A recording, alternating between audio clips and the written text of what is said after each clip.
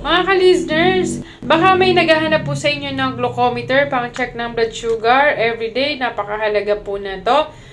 So, maganda po itong nabili ko. Papakita ko po sa inyo. Tinatawag po itong Sinocare glucometer.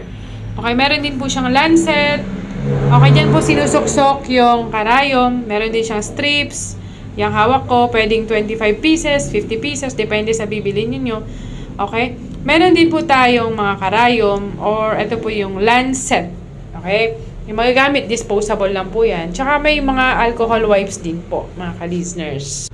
Alam nyo naman, kapag tumatanda ang isang tao, nakaka-develop po siya ng mga sakit, katulad ng diabetes. Mahalaga na everyday, once a day, twice a day, mamonitor po natin itong blood sugar po natin. Mahirap kung pupunta pa tayo dun sa clinic, sa hospital, at sa mga pharmacy para magpa-check. Kung meron kayong sariling ganito, okay, mapapamura po kayo or ibig sabihin, hindi po kayo mapapagastos ng malaki. So, ayan. Kinabit ko na po yung test strips dun sa ating glucometer. Ilagay din naman po natin itong lancet dito sa kanyang lancing device. Or, in short, karayom po. Tanggalin nyo lang po yung ulo ng lancet. Then, tsaka nyo po tatakpan. So, may adjustment po yan, 1 to 5, depende sa lalim na gusto nyo. So, ako hanggang 1 lang po yung kaya ko. Kasi manipis naman po yung daliri ko. Hilain nyo rin po yung buntot niya sa ilalim. Then, yung yan, pipindutin nyo kapag magpapuncture na po kayo. So, kukuha lang po kayo ng alcohol wipes. Okay, maganda ito kasi